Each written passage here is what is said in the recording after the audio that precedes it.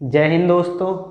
आज हमारे YouTube channel एग्जामगढ़ पर आप सभी का स्वागत है। आप कैसे हो? जैसा कि मैं सोच पा रहा हूँ आप अच्छे ही होंगे और आपकी बढ़िया पढ़ाई चल रही होगी और पढ़ाई को करते रहना आपको कंटिन्यू। दौड़ के साथ आर्मी के लिए पढ़ाई भी ज़रूरी है, इतनी ही इम्पोर्टेंट है जितनी कि दौड़ ज़रूरी है।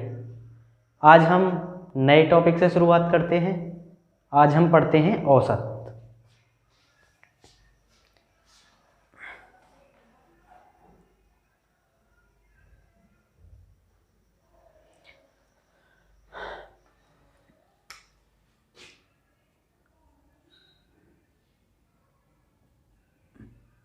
औसत औसत कहते हैं हम एवरेज। एवरेज को डिनोट करते हैं ए से। ए बराबर होता है एवरेज मतलब औसत।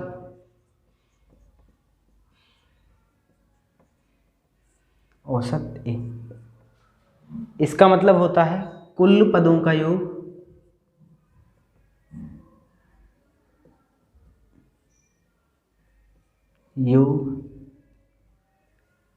बटे कुल पदों की संख्या।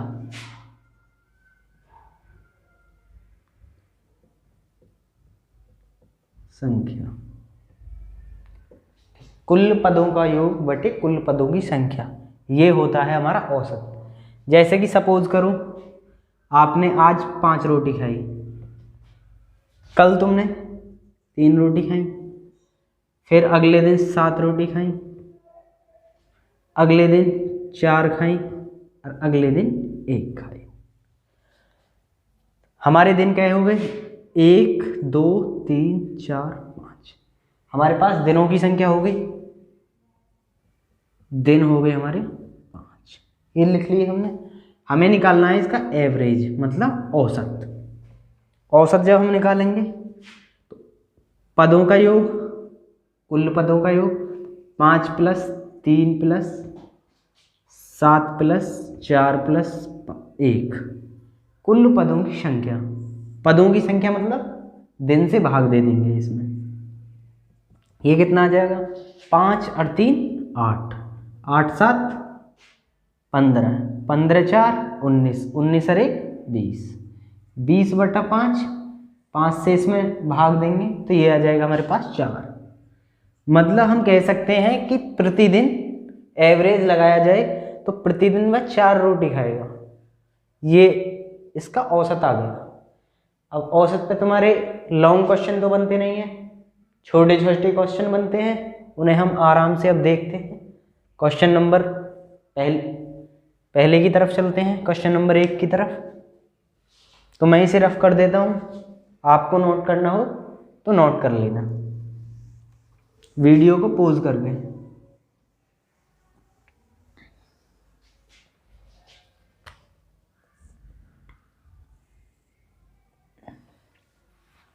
अब चलते हैं हम क्वेश्चन नंबर 1 की तरफ।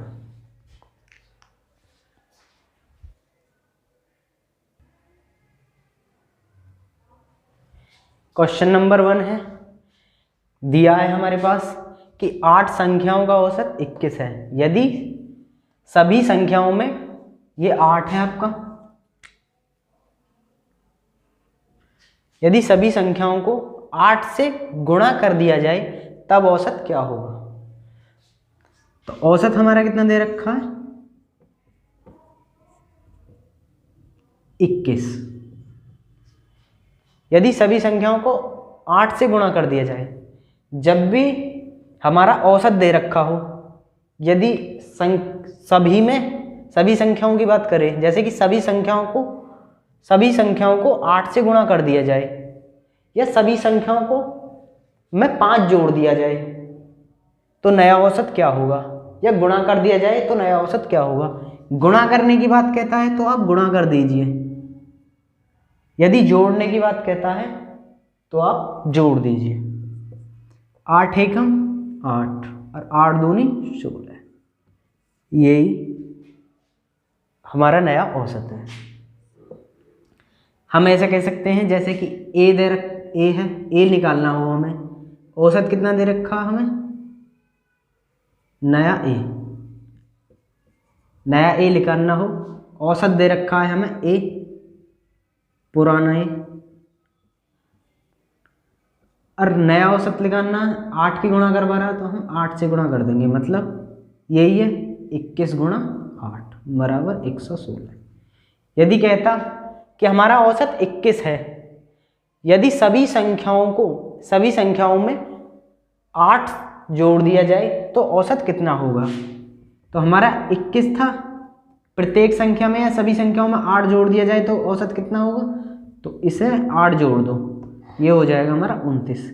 घटाने की बात कहता, यदि 8 घटा दिया जाता तो 21 माइनस 8 बराबर आ जाता हमारा, ये आ जाता हमारा 13। आप समझ पा रहे होगे जो मैं कहना चाह रहा हूं। तो अब हम अगले क्वेश्चन की तरफ चलते हैं। आपको नोट करना हो तो आप कर सकते हो।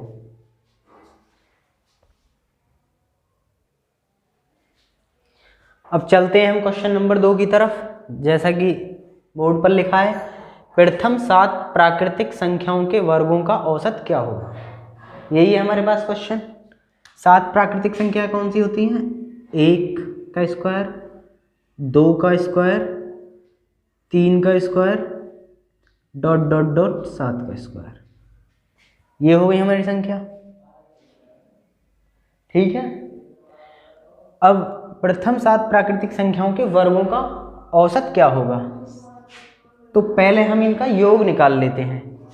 योग करें तो हमारे पास फॉर्मूला होता है n+1 n+2 बटा 6। ये हमारे पास फॉर्मूला। हमारी हो रही है 7 की बात, संख्या 1 से लेके 7 तक दी हुई है, तो हम n की वैल्यू जो लेंगे इसमें n बराबर लेंगे 7 रखते चले जाओ इसमें। 7 और 1 8 हो जाएगा, 7 2 9 बटा 6। 3 से ये 2 बार, 3 से ही 3 बार, 3 से ही 2 बार, 2 से ही 4 बार, 7 चौक 28 गुणा 3। ये आ गई हमारी गुणा होके, ये आ गया हमारा योग, ये योग आ गया। प्रथम 7 प्राकृतिक संख्याओं के वर्गों का औसत। अब करते हैं हम औसत की बात। औसत का फॉर्मूला क्या होता है, कुल पदों का योग बटे पदों की संख्या। योग तो हमारा 28 गुणा 3 दे रखा है, पदों की संख्या कितनी है, प्रथम 7, तो 7 से भाग दे दीजिए आप, 7 चौक 28, 4 तिया 12, यही आपका आंसर है। आपको क्लास अच्छी लग रही होगी, आप क्लास को पूरी देखा करें, जिससे कि आपके डाउट सभी क्लियर हो जाएंगे। अच्छे से इसे देखा करें। अब चलते हैं हम क्वेश्चन नंबर 3 की तरफ।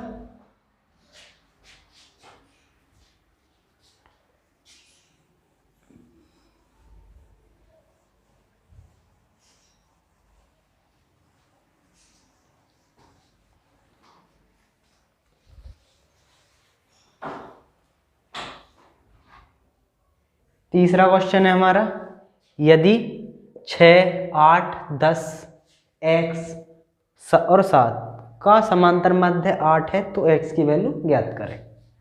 मैंने फॉर्मूला बताया औसत का।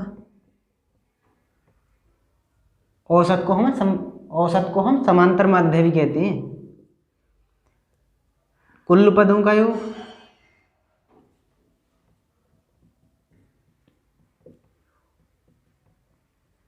बटे कुल पदों की संख्या।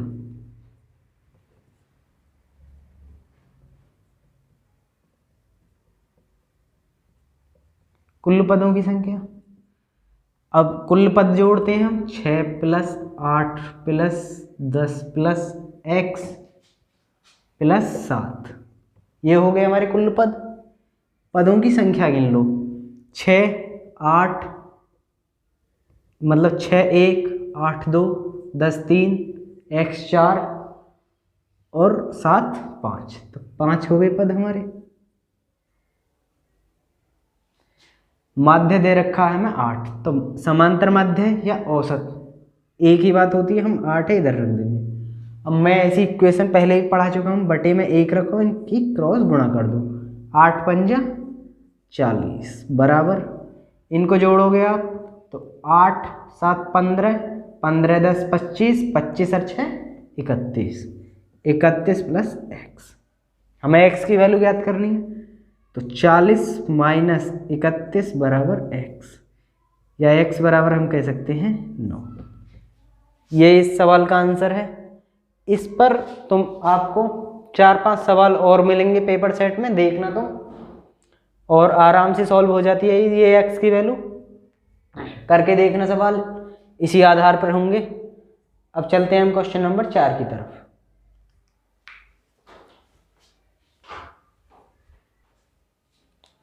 तो आपका क्वेश्चन नंबर 4 ये है, 30 25 27 25 8 29 35 38 और 28 आंकड़ों की माध्यिका ज्ञात करें। ये है क्वेश्चन।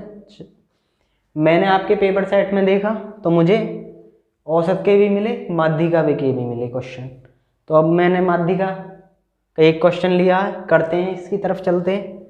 माध्यिका निकालने का ये कॉन्सेप्ट होता है, पहले जो संख्या दी रखी है उसे आरोही या अवरोही क्रम में रखो।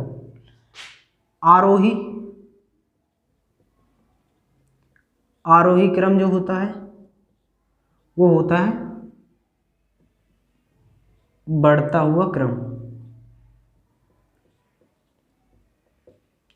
एक होता है अवरोही क्रम,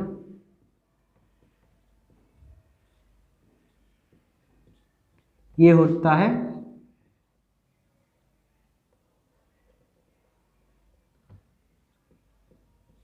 घटता हुआ क्रम। दो प्रकार के क्रम हो गए, एक आरोही क्रम, एक अवरोही क्रम। इन्हें अपनी कॉपी पे नोट कर लेना। अब चलते हैं हम कॉन्सेप्ट की तरफ। मैंने कहा आपसे कि आंकड़ों को पहले, ये जो आंकड़े दिए गए हैं संख्याएं, इन्हें आरोही या अवरोही क्रम में लगाओ। तो हम आरोही क्रम में लगाते हैं इन्हें। सबसे छोटी संख्या कौन सी है हमारी? 8, पहले लिया मैंने 8। उससे बड़ी संख्या कौन सी है हमारी? उससे बड़ी है हमारी 25। 25 हमारी 2 बार आ चुकी है संख्या, तो हम 2 बार लिख देंगे इसे। उससे बड़ी संख्या हमारी कौन सी है? 28, 27। उससे बड़ी है हमारी 28। उससे बड़ी संख्या है हमारी 29। उससे बड़ी संख्या है हमारी 30। उससे बड़ी संख्या है हमारी 35 और उससे बड़ी है 38। यही हमारी संख्या है।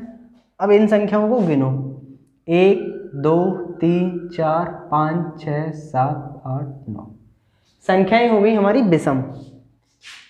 विषम संख्याएं हैं हमारी। विषम संख्या का कॉन्सेप्ट होता है कि n+1/2 पद का मान।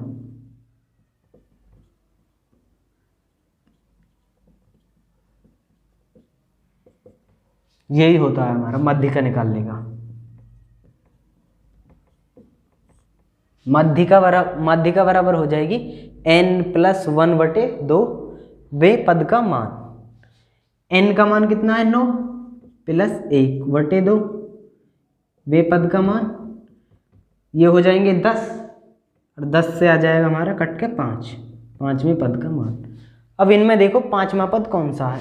1 2 3 4 5। पांचवा पद है हमारा 28, तो हम लिख देंगे 28। यही हमारा आंसर है। ये 28 हमारा आंसर है। यदि हमसे आ जाती संख्या, अब तो हमारे पास भी सम आई है, यदि हमारे पास संख्या आ जाती सम, संख्या हमारे पास आ जाती सम, तो हम माध्यिका निकालते। n/2 पद का मान प्लस n+1+1, n/2 + 1 वे पद का मान, सबके बटे में 2। कहने का अर्थ बस इतना सा है, जैसे कि ये n की वैल्यू हमारी 9 थी, या 8 आ जाती। सपोज n का मान सम है तो 8 आ जाती, 8 का मान यहाँ रखते तो 4 आ जाती। 4वां पद कौन सा है यहाँ 27, तो यहाँ 27 रख देते। फिर 5वां पद आता, क्योंकि 8/2 4 आ जाता, 4 + 1 5 बन जाता, तो 5वें पद का मान हो जाता 28। 27 + 28 दोनों को जोड़ के 2 का उसमें भाग लगाते, वही तुम्हारी माध्यिका हो जाती। इसे भी याद रखें, ये डायरेक्ट भी आ सकता है आपके एग्जाम में, और ये भी डायरेक्ट आ सकता है आपके एग्जाम में, इसे भी आप याद रखें।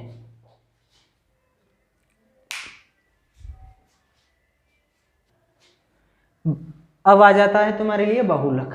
बहुलक सेकंडों का खेल है। यदि तुम देखोगे तो देखते ही देखते उसका आंसर सॉल्व कर सकते हो। बहुलक निकालने का ये होता है तरीका, जैसे 1 2 3 3 3 8 7 5। बहुलक निकालने का ये होता है तरीका कि कोई भी अंक कितनी बार अधिक बार आ रहा है। जैसे हमारा 3 बार आ रहा है, तो यही इसका बहुलक है। एक तरह से कह सकते हैं उस अंक की बारंबारता जितनी अधिक होगी वही उसका बहुलक है। तो आपके आर्मी जीडी में औसत का यही कॉन्सेप्ट है। इतने ही क्वेश्चन बन सकते हैं, मैंने आपके लिए सारे बता दिए हैं। अब उन्हें आप करें, और वीडियो पसंद आई हो तो हमारे चैनल को सब्सक्राइब करें, और लाइक तो बिल्कुल करना ना भूलें। देखो लाइक से ही अप्रिशिएट मिलता है हमें, एप्रिसिएशन। और वीडियो को बार बार देखें जिससे कि आपके कॉन्सेप्ट क्लियर हो सके। आज के लिए इतना ही, धन्यवाद।